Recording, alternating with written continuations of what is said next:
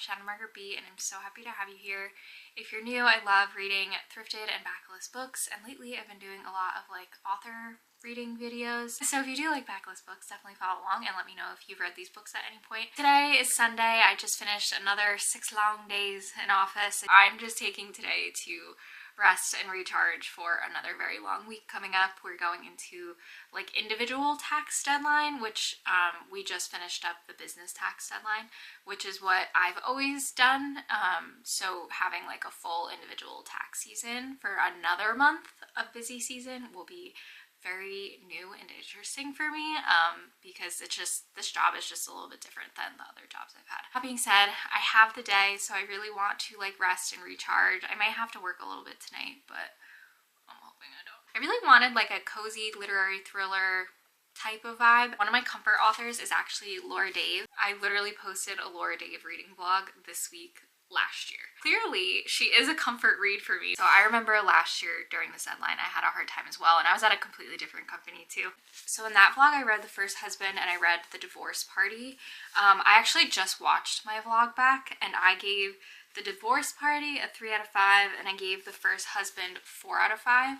I will say, when I read The First Husband last year, I was in my bridal era, so I think this book landed well with me. Getting ready for a wedding and choosing a life partner, I think this book just like hit the nail on the head for me with those like messaging as I'm like getting ready to get married last year. I also did review in that vlog The Last Thing He Told Me, and I gave 3.5 stars. This is obviously her most popular book that's out. I think she did just release a sequel to this, so I definitely want to read that. I'm going to read 800 Grapes, which is one that I just thrifted a couple weeks ago. And then I also want to read The Night We Lost Him. The version I thrifted is actually an art copy, so that's kind of fun. I think I might peruse the library. The library is only open for a few hours on Sunday, but it's really nice. Like, no one's ever there on Sunday, and you kind of just have like the library to yourself. Also, I'm working on my book nook craft still. I'm trying to finish up a puzzle. Also, if I want to be like super mindless, I did get more diamond art bookmarks. Like, are we even surprised at this point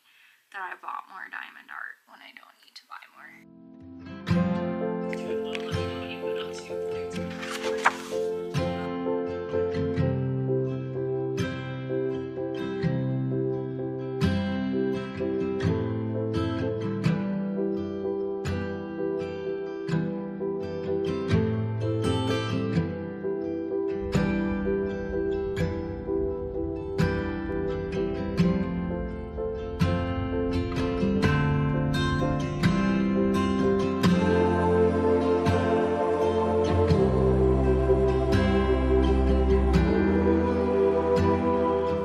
In because I don't know what of my updates actually made it. Hello, buddy. I realized I was filming in -2 speed or half speed, so like I'm talking very slowly, and I don't know if I'm going to be able to fix it when I edit this video. So in case I can't, I'm going to run through my updates that I had already filmed.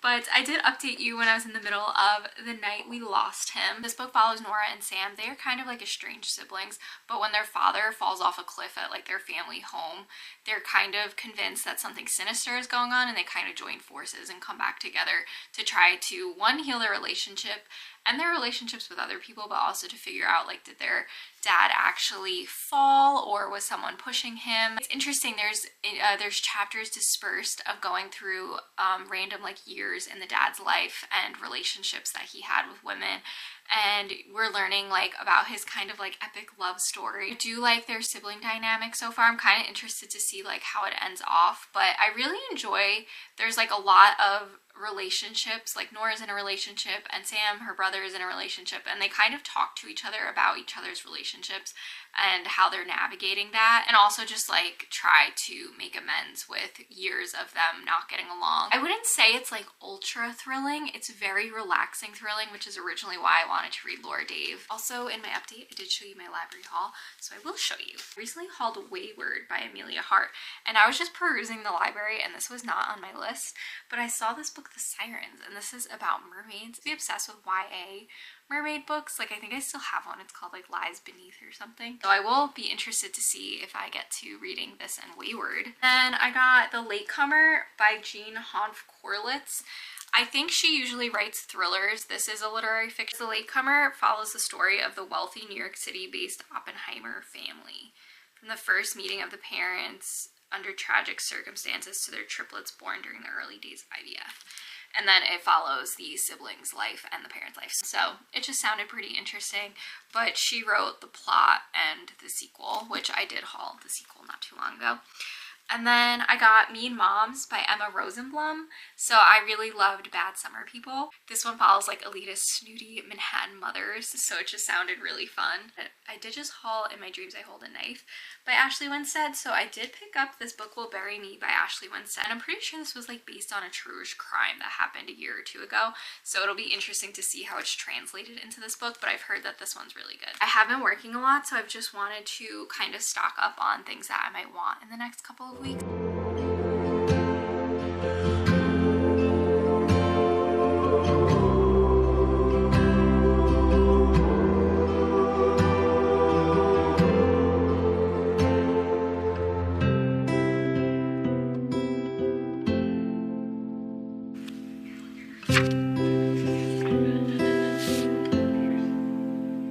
Currently, I'm on page 215, so I only have about 60 pages left. So I just got home from work. We had a mini deadline, so I'm excited to curl up, take a shower, curl up, and read the end of this because I really do want to know what happens in this. Crafting update. This is how it's going. It is going so well. This is like gonna be one of the sides, I think, of the book nook. Getting this little light on was actually pretty difficult. This took me a couple hours. It is crazy with the book nooks, like how little work can feel like it takes you hours and hours. I'm interested to see what happens in the conclusion of this. But yeah, today we hit the business deadline. So that's done and it's pouring out and I'm tired. So yeah, I'm ready for a shower and to dive into this. And I would really love a glass of wine, to be honest, because I just did a lot of work the past month.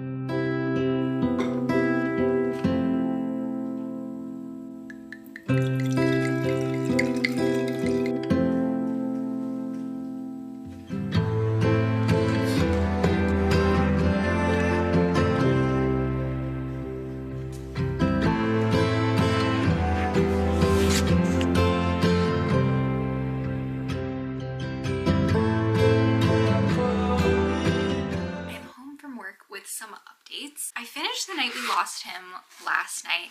I really enjoyed this. I was like gasping at the ending. She makes like very rich family characters and bonds, and so I think it gives her like a lot to play with when she's writing the character arcs of stories and relationships within her stories. This is the fourth one I've read of hers, so I would say it's like the one I think I like the most so far. I did give First Husband 4, but honestly after reading this, I'm like, this is like a 4, and I would say this is like a 3.5.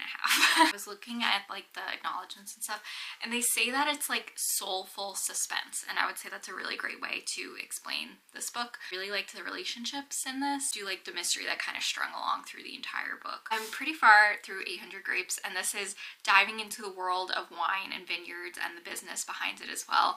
I thought it was fun to learn right off the bat, in quotes of the book, that it says it takes 800 grapes to make 1 bottle of wine. So I thought that was interesting, and I also thought it was interesting the day I started this book is just like a random night that I wanted to have wine, because I really never do that. So I thought it was kind of like kismet that I was reading this with my glass of wine, which was delicious. The book starts super strong. This book starts with Georgia, and she's in her wedding dress and drives 9 hours and shows up back at her family vineyard, regroup with her family after something happens with her fiance.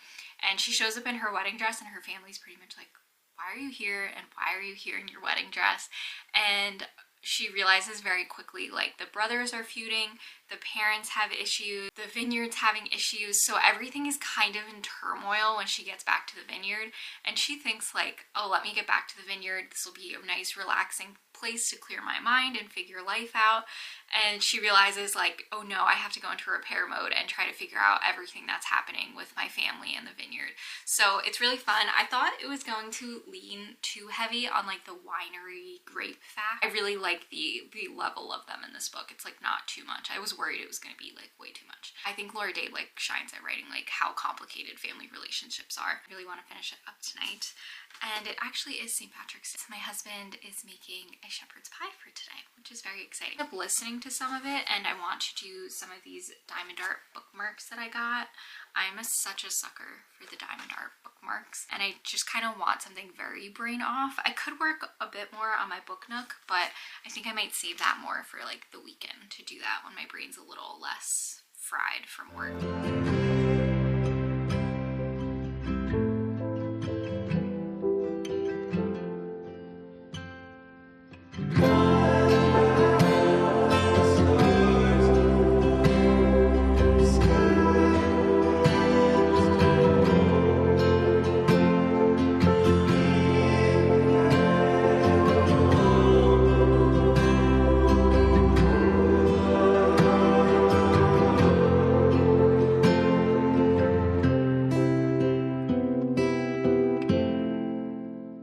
For my final update, so I was crafting for a while. I'm actually almost done this bookmark, but they are so cute. I'm having so much fun. I finished 800 Grapes. I actually listened to probably the last third of it. I do enjoy the audiobook. The audiobook was pretty good.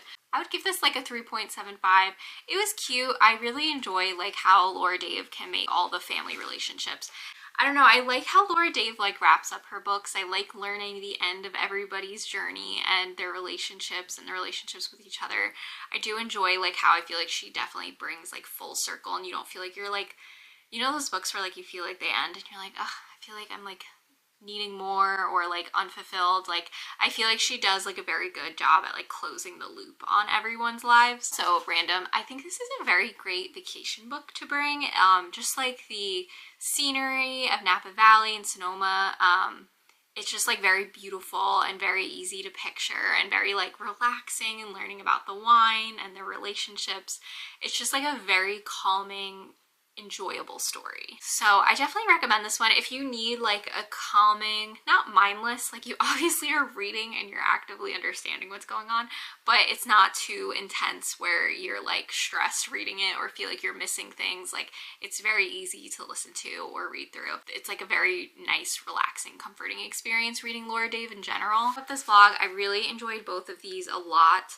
I would say it actually went better than my other reading vlog where I read these two. If you're going to pick up one of Lara Dave's books, I think The Night We Lost is so far my favorite, so I'm excited to check out more of hers and see what I think. I think this one, 800 Grapes, is definitely the most like comforting and soul-hugging, in my opinion, of her books. But I had such a nice time, and it definitely hit the mark of wanting a nice, cozy read. But thank you so much for watching, and I'll see you in another video very soon. Bye!